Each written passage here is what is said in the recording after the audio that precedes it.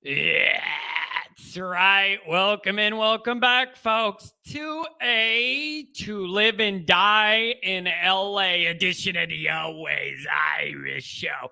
As always, you can find the program on YouTube. It is a very popular website. Hit subscribe if you're already there. Thumbs up and notifications on. That way you'll be alerted every time a new episode drops. You don't want to miss it, do you? Twitter, search bar Always Irish or at Always Irish Inc. Emails alwaysirishindy@gmail.com. Audio only. Anywhere you want me, you can locate me on MP3. Call-in line gonna be popping this week. People have a lot of thoughts about Notre Dame and USC and the big picture and the small picture and everything in between. Give me a call, folks. 312-900-8815. Call-in shows 9 a.m. Central, Monday, Wednesday, Friday, Saturday. Fighting Irish Wire, make it a part of your daily Notre Dame media routine, folks. Go see what I think in print. So, here we are. After an absolutely wild, bizarre, up and down season with more valleys and peaks than Mount Everest, it's the last game of the year, and it happens to be against hated, bitter rival USC. Oh, by the way, USC in the middle of a playoff run and a Heisman campaign as well. Just a couple storylines here, in case anybody thought this was going to be boring. Let's start here. Since it's Thanksgiving week, I'm thankful for a couple things. Number one, all of you and all of your support. Without you guys, there is no Always Irish. This show doesn't exist unless people want it. Otherwise, what's the point of you talking to yourself into a rectangle every day? So I thank you for that. And also, I'm thankful that Marcus Freeman's at Notre Dame and he has Notre Dame in a position to really turn the program into where I think it should be, which is elite or closer to it than we were before. So this season could have gone real dark on us real fast after Stanford and just kept sliding away from us and getting worse. It didn't. I am very, very thankful that this team and staff had the resolve to pull themselves out of what that could have turned into. Credit to them, and I'm thankful for that. Now, I know some of you have heard me say this before, and I'm going to say it again because it's the biggest big picture thing on my mind this week. I don't care how many times I say it. Notre Dame firmly has the power of this rivalry in its hand. Dominated USC the last handful of years. You need to keep that. You need to keep that power dynamic in play. You need to keep that momentum. All right? It rubs me the wrong way that year one, on a whim, Riley rolls into town, collects all the good players from everywhere else, finds the money, and they all end up in LA, and now it's my damn problem. It rubs me the wrong way. I don't care. Oh, John, it's legal. That's how you play the game. I don't care. If it's legal, I don't like it. It rubs me the wrong way. You just blow into town, write a bunch of checks. That could be anywhere. It just happens to be at USC. It's not like he built anything. He bought it. I don't like it. I don't like it, and I want to shut it all down. Next thing is the media loves USC. The media loves Hollywood. They're all sick. They are all sick. Their perception of the world and reality is twisted, and the media loves Hollywood. They want the LA market, the LA story, the Hollywood, and all that flash and swag and everything else. They want USC in the playoff. They want Williams winning the Heisman.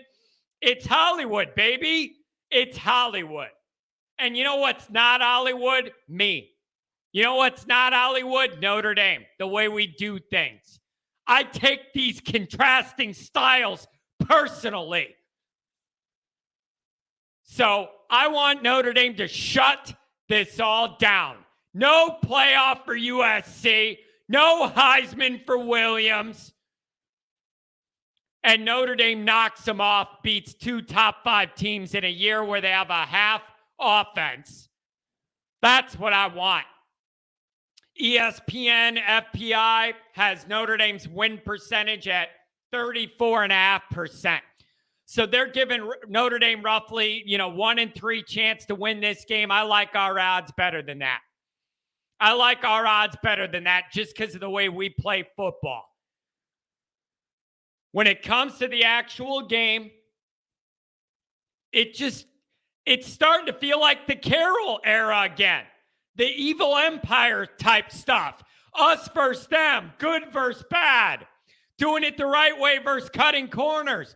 Even if they're legal, it's rubbing me the wrong way that you just come up with a bunch of money and then go get the best player from the best receiver from Pitt, write him a big check. Now he's my problem at USC. Rubs me the wrong way, even if it's legal. I don't care what anybody tells me.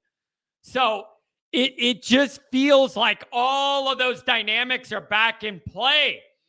The flash and the swag and the glamour of the way LA plays football, throwing it all over, versus the blue-collar pounding ground of Notre Dame. It's just the ultimate in dual contrasts. Who dictates how this game's going to be played? Us or them? Whose will is going to dictate that? That answer is going to have a lot to do with who wins this damn football game. Let's start here. It's not rocket science, folks. Control the clock, run the ball, bully them. Southern Cal's 96th in run defense, allowing over 4.5 yards per carry. Roughly the same as BC. Notre Dame's averaging just over 4.5 yards per carry. Should be a favorable matchup. Long drives built on a heavy, effective run game. That leads to USC having to creep up. That's when I need Pine to hit on not a lot, but a few key open passes. All right? So it's the Clemson plan. It's the Clemson plan. If Pine ends up, it's the same thing I said with Clemson. By the way, this has to change next year moving forward. But for this year, it's the same thing I said about Clemson. If Notre Dame finds himself in a position where Drew Pine has to win this game with his arm, Notre Dame's screwed. Forget it. It's a loss. Forget it. No. Same thing as Clemson. You need Pine to make a few throws. He has to make it key times. Other than that, don't make mistakes. Hand the ball off and distribute it to who you need to, not that often. That's the path here. Now, my caveat to that is that's a depressing and embarrassing place to be if you're Notre Dame. Think about it. It is not a good sign overall that in our biggest games this year, I'm saying the best thing we could do is limit the impact of our quarterback. That is, quite frankly, dysfunctional is what that is. Like, that's not healthy. And that was the game plan going into Clemson, and it worked. It's got to be the plan here again. But I want to make an effort to mention, big picture, it is beyond disturbing and messed up that one of my top bullet points to get Notre Dame to win a big game is to have our quarterback not be a part of it as much as possible. But that's exactly what I need this week. Exactly. If we're in a dynamic where Pine has to throw it to win, we're screwed. You got to avoid that to even be in this game, just like we did against Clemson. So, but big picture, I want to make sure we're all noting this isn't a way to succeed long-term at Notre Dame. It's just a way to try and get through the end of this year. Me saying the big key to the game is Notre Dame's quarterback doesn't have that big of an impact. In a few years, 2 years maybe even, this dynamic's going to turn into, we have a guy who's big and strong and can make all the throws. He might have to put the team on his shoulders and make throws to win a big game. That's where we need to get while we have a good run game still. That's the future. For now, limit Pine's impact. Power run game, only make him make a few key throws, and then he's got to make them, okay? The path is clear on offense for Notre Dame. crystal clear. It means a lot to me to see our blue-collar hard work physicality pay off in this game. That's just a big deal to me identity-wise. I want to see that come through again. Now, flip it over to defense for a minute. It's no surprise USC second in the country in yards per play. They're averaging over 7 yards per play from scrimmage. That's a high number, folks. So, a few things here. Number one, I realize USC's starting running back got hurt a couple weeks ago. They're averaging almost 5.5 yards per rush, 11th in the country. I'm not going to get up here and act like they're only going to throw it and not try and run the ball at all. You got to be aware of that, obviously. It goes without saying. You can't let them run all over you. Then it just makes it easier for them to pass all over you. That goes without saying. But it did surprise me. I wasn't expected to see them 11th in the country that good at running the ball. I really wasn't. So that's number one. Stop that rush game. Number two, pressure Williams. Pressure him, pressure him, pressure him. I'm hoping he's used to a whole season playing defenses not as physical and good as Notre Dame every week. So pressure him without a doubt. Number three, this is huge, huge. Contain Williams on extended plays out of the pocket.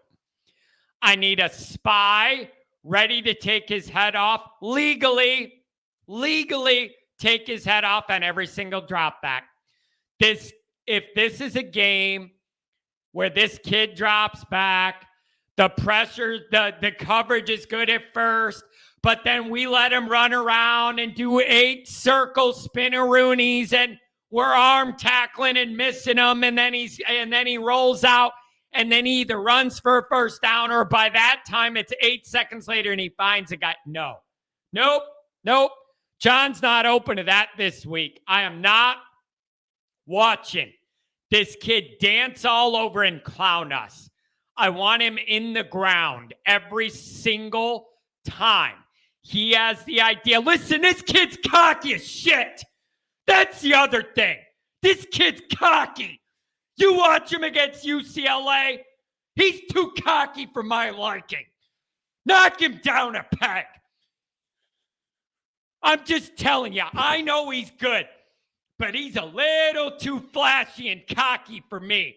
Knock him down a notch. I am not open to him rolling out and running around and clowning us in Hollywood. Knock his head off. Every time he extends a play and gets out of the pocket, nail him.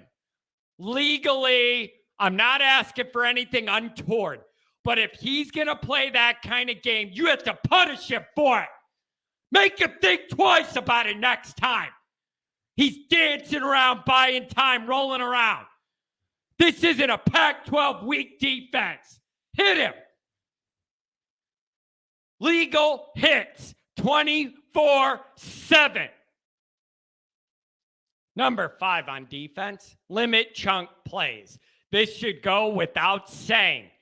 You got to make them earn it if they're going to score on you. It can't be busts in a 60-yard guy wide open, nobody back there. No. Any points they're going to get, they got to earn the hard way. And by the way, make it 3s, not 7s. I could give up 3s all day against these guys and feel good. No big chunks, no 7s, 3s only. Wrap up. That's the other thing. When you got a quarterback like this and this kind of wide receiver talent, wrap the hell up.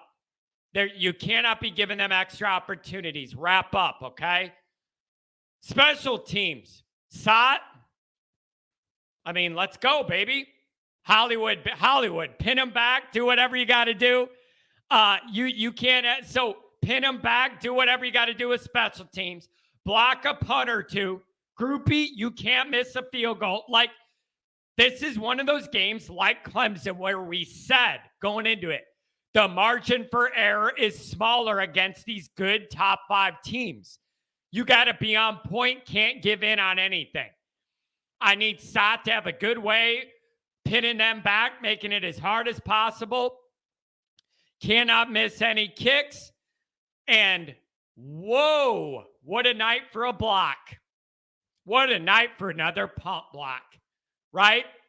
Find yourself something special out of special teams. One more time, baby. Let's go. I think it's critical.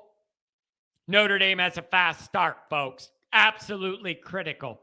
You cannot get behind this team the way they like to play. Notre Dame is not built to come back in that sort of dynamic. Not only are they not built to come back, I just don't know if it's physically possible. You could not be built for it and try and do it. Drew Pine having to wing the ball downfield, the questionable wide receiver depth to win the game, that ain't the roadmap. So Notre Dame's got to get off to a good start so the game can be played our way, not their way. USC's at an unreal turnover advantage. They give up almost none, and they get a lot. It's unbelievable. I believe they're first or second in the country in turnover margin. It's a great week for the law of averages to catch up with the Trojans. It's almost lucky when it's as slanted as it's been in their favor. Good week for the law of averages to creep back around. And a lot of that has to do with Notre Dame making it happen. Foskey, sacks, block punts. Let's go. Let's ride. Morrison, couple more picks sound good to me. Running backs and offensive line, time to pound and ground, baby. Tight end, Mayer. Oh, he'll be open. He'll be open. He'll be open. We'll start running the ball. They're going to creep up. Mayer's going to get his. He's going to find some spots. Can Pine find him? There's going to be opportunities for Mayer to make a big difference. Pine's got to find him. Here's the other thing. Are you guys worried about the injury situation at all? Joseph, Jason Adamalola, Foskey, Evans, probable, but a little banged up.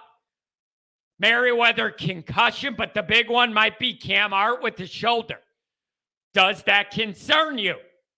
I don't know what that's going to look like this week, but it's something to keep in mind.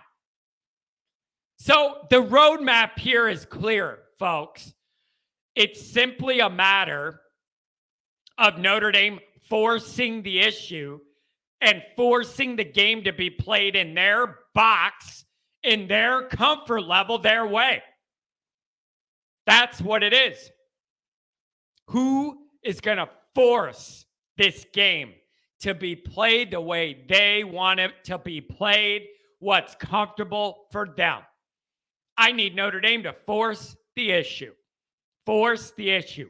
Get out there and in the first quarter have USC huffing and puffing saying, man, this is no Pac-12 team, Pac-12 defense we're playing against.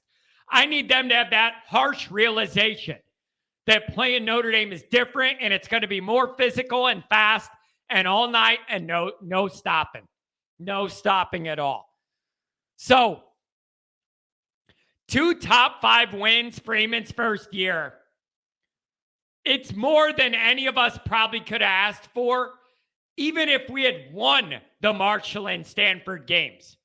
And we're in position to do this. It's a tremendous opportunity for Notre Dame here on the recruiting trail, going into bowl season, just program trajectory overall.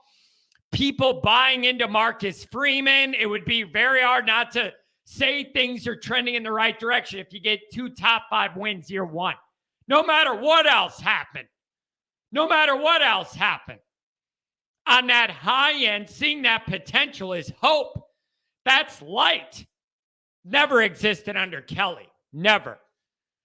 This rivalry is about to heat up again. You're looking at a long stretch of these young, energetic, charismatic coaches at both of these schools. This is going to be the start of some amazing battles between these two schools and hot young coaches. I cannot have Notre Dame losing control and power that rivalry year one. I can't have it. It's just a bad look. I can't have it.